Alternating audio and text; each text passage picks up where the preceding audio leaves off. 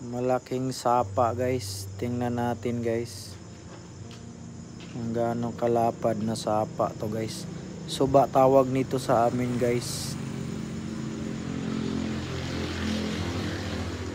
Ayan guys. Kung gaano kalapad nitong sapa nito guys. Or suba. Pero ang tawag nito sa amin guys, suba na to guys. Ayan guys. Dito lang to makikita guys sa Zamboanga del Norte guys. Sa barangay namin guys. Dito to sa Cabong guys, Zamboanga del Norte. Sa Tampilisan, Zamboanga del Norte guys. Napakalapad na sapa to guys.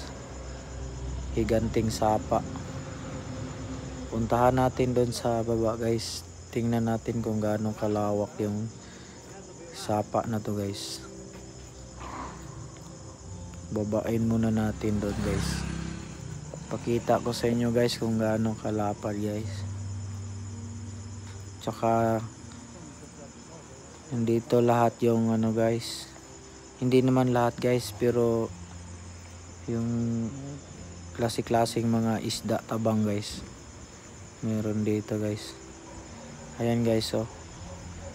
Ito yung papunta ng dagat guys. Itong ilog na to guys. Papunta na to sa dagat. Bukana guys. Nandito yung mga dambuhalang L guys. Tsaka mga dalag. Ayan guys oh. Ganting sapa na to guys. Marami itong ano dito guys. Sagana ito sa mga isda guys. Kaso nakakatakot. Medyo nakakatakot guys kasi malalim. Dito to sa Cabong, Tampilisan, Zamboanga del Norte guys.